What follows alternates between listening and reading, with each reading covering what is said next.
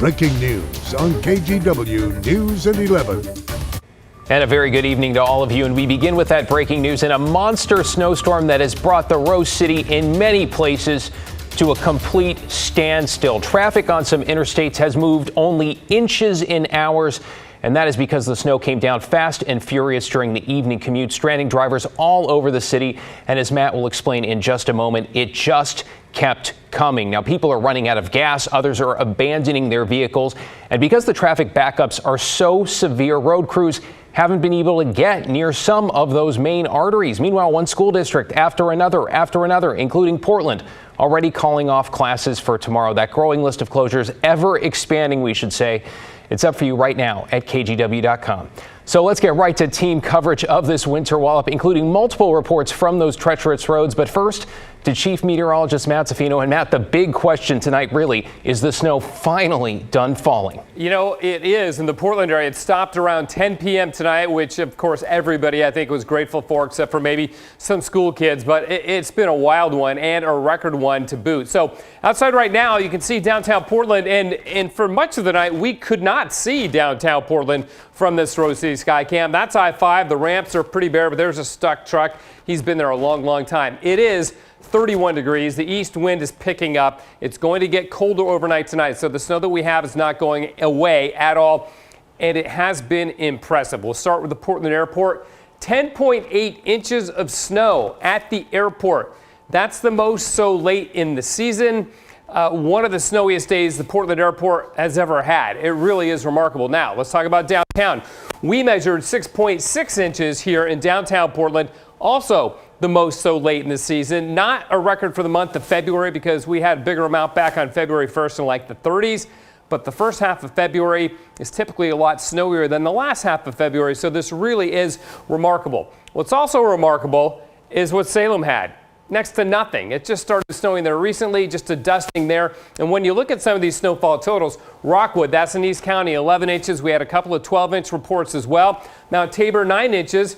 But then you go south and west. Milwaukee, a respectable 5.3 inches, but Lake Oswego, only 2 inches. And out in Hillsborough, only a half an inch. So really highly variable across the Portland metro area, and depending on where you were. And it was basically from downtown, north and east, that got drilled. But our heavy snow band, which was just stuck over us for several hours, we were getting an inch an hour downtown for about 4 or 5 hours, finally is lifted north and dissipated. There is a new band that's crossing the coast range, and it is snowing in Salem again. So this is moving in. We may get some more snow in the Portland area overnight tonight, but I think most of that, pardon me, is going to stay a little bit farther on off to the west. So here's how it shakes out for us. Look at the modeling here. And it doesn't really match up with Doppler radar. This is what it looked like maybe an hour or so ago, so I think it's a little bit behind. Point is that moves out. The next band hits mainly the west side of town, not the east side of town. So it could be Washington County, Yamhill County that gets hit harder with this next one, and the beaches. So maybe up to 3 inches in the valleys overnight, but more likely a trace in the Portland area. But the coast and coast range gets several inches. Much colder. Everything freezes overnight. And of course, I'll have much more on this later, David. Back to you. Wow, those snowfall totals, incredible. Thank you, Matt. Let's take a look at one of our ODOT cams. We're going to look at I-5 just south of downtown.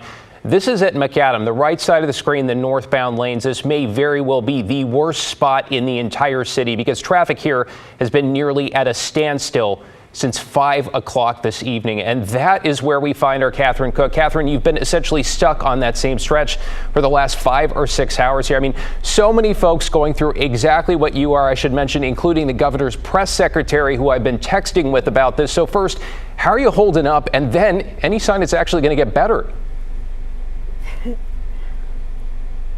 Well, David, thanks for asking. My photographer and I could definitely use a bathroom break. Maybe a good stretch and some food. It has been a very long time in this car today, probably about 7 hours like you said, but really for the most part we're good. Let's flip the camera and show you what we're looking at. I have to tell you, we did not expect to be here this long, and we just started to move again about 15 minutes ago, which was really encouraging for us, but that only lasted for about a minute before we stopped once again. So here is a look back at what we've seen over the last 7 hours from our point of view. For more than 4 hours, this was our view. We sat idling on I-5 North near the 405 split. barely moving, always commiserating. Before reaching a dead end, we managed to drive some 6 miles over the course of 5 hours. This guy found time to stop and clean his windshield wipers. As the snow progressed, many drivers struggled.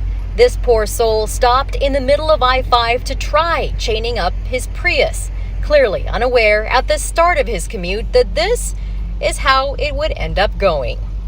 Many drivers hopped out of their rigs, hoping that perhaps with a better view, traffic would start moving again. All they got was fresh air mixed with miles and miles of exhaust and more waiting. The crippling perils of snow in Portland.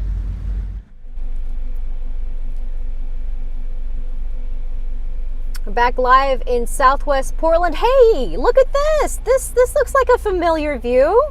Yes, we've been watching this for the last 7 hours, as you just saw. And truly, in all seriousness, we are not the only ones in this big snowy boat. And certainly this stretch of I-5 isn't the only part of the metro area that is still crippled and has been since rush hour. It's just, it's discouraging, and I feel for those out there who may be running out of gas or who've abandoned their cars. And certainly folks out who've decided to just, walk and see where that leads them. We had one gentleman come up to our window and ask if we wanted a bottle of water, which was very kind of them. And we said, no, we're good. But how long we'll be good is left to be seen. I have no idea, frankly, David. I have no idea how long my photographer and I will be out here, how long the rest of us will be out here on this stretch of I-5, but I sure hope they are able to clear up the mess that's in front of us, wherever it may be. Back to you. Well, Catherine, we're working to get some answers there. And you know what? We appreciate the work you and Corey have done, giving us a front row view of what so many Portlanders are going through tonight. Thank you, Catherine. Stay safe out there, however long it takes. All right, further to the north, our Joe Ranieri and his photographer have been very slowly working their way back to Portland from the other side, from Vancouver. So Joe sent us this a few minutes ago about his long trek home, which, by the way, still isn't over. We were stuck on the I-5 bridge for nearly 2 hours. We finally got off about, 20 minutes ago, 30 minutes ago. We saw traffic rolling pretty well, and now we're stuck here at exit 304. So we're inching closer to the station, but again, it has been a very long day, and obviously we're not the only ones. We're just seeing brake lights. All right, let's talk about the official response now. And we're going to be honest here. It's been hard to get officials on the phone or to do interviews late into the evening. Let's start with the state and ODOT, which says it called in everybody they could as the storm hit. But this, in their words, was a worst case scenario. So we asked ODOT what people stuck on the interstates like Catherine should do right now. Their advice was to stay in your cars. There is no ETA for when they'll get those backups cleared or help on the way. So here's what a spokesperson told us earlier during our live coverage. All hands on board to do as much as we can to focus on the key arterials. And that is, what's vital to get not just people where they need to go, but freight where it needs to go, and minimize the disruptions. But there will be disruptions for the next probably 24 hours because this is the worst case scenario when you've got this much precipitation plus such low temperatures. Well, you heard it firsthand there. Worst case scenario for the 24 hours from now at least. ODOT says they rely on de-icer primarily in our area. They do have a few spots where they use salt. You can check road conditions in Oregon at tripcheck.com. But the overwhelming advice right now from experts tonight and into the morning hours, do not head out if you don't have to.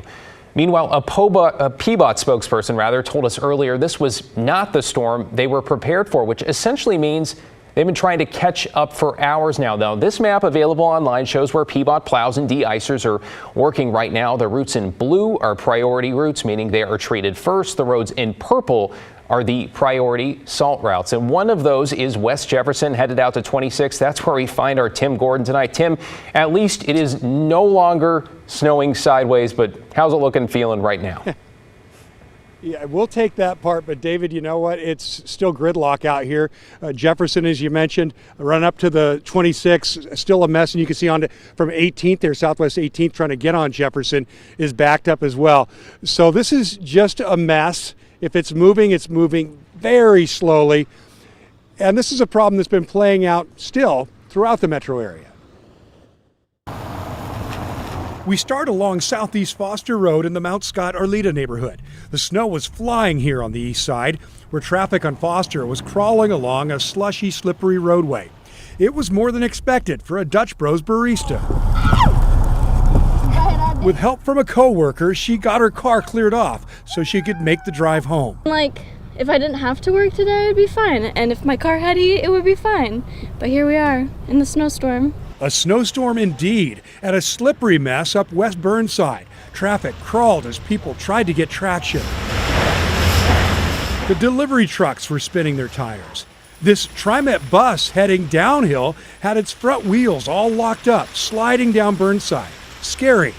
There were people trying to help, but this was not a fun Wednesday afternoon commute on city streets. Back on the east side, we found a rough ride into Happy Valley. This is Johnson Creek Boulevard uphill to Southeast 92nd. The uphill part was the hard part for drivers without all-wheel drive or traction tires. Plenty got stopped, then stuck, spinning the tires, going nowhere. Add to it a snowstorm blowing sideways at times. This was a dangerous situation for drivers, repeated in many other places, especially when there was an incline involved. February snow causing gridlock and some chaos on the streets. But early on along Foster, some peaceful moments, and for the barista heading home, friendly customers. Very lovely, very understanding, and they were just as shocked too. They're like, oh, didn't think that was going to happen. Great, now how am I going to get to work tomorrow? That's a question a lot of people are going to be asking. Now back here live, I want you to notice something. The street lights down there are dark. Well, just about 5 minutes ago, there was a big flash and a boom, and those lights went out, and everything west of there is dark right now. So that's another issue. There's a lot of snow in the trees, the branches. That's going to be an effect going overnight as well in terms of how the trees and the power stay going. But for now, it is gridlock on the approach to 26 and in other places throughout the metro area. A really tough night out here because of this snowstorm. Rush hour at 11:15 at night. And by the way, in terms of those power outages, Tim, I think we're off generator power at KGW right now as well. Thank you, Tim. Stay warm, stay safe. Let's talk about transit, though, because things are quite literally, as Tim showed us, a mess. Take a look at what happened to some other buses in downtown Portland. TriMet said they just could not go any further. At least 100 across the metro area were stuck. Vehicles and buses were also blocking MAX tracks, disrupting service on the green, orange, and yellow lines. TriMet spokesperson Tia York told us they're doing all they can to make sure those buses will be running in the morning. We're working to get chains to buses that were already out on the street without them, and all of our buses will be chained in the morning. So we would ask our riders to be prepared for possible delays because the buses will be traveling more slowly. Well, as for MAX trains, some are going to run overnight to keep snow from building up on those rails. Okay, from the rails to runways, let's check tomorrow's departure board at PDX. Quite a few cancellations so far, but other flights are listed as on time after what we believe were a slate of preemptive cancellations by airlines throughout the evening hours to keep those planes in place. You see the red lining the right side of the screen, but lots of on times too. Check before you go, and if you can get there, leave as much time as possible. Let's also give you a quick check on power outages. PGE reporting about 4,000 customers still in the dark, a lot of those in Southwest Portland. Pacific Power about 300. Clark County just under 400 customers without power tonight. Matt pointing out, by the way, with those east winds blowing heavy snow on the branches, those numbers could go easily up. So get those flashlights.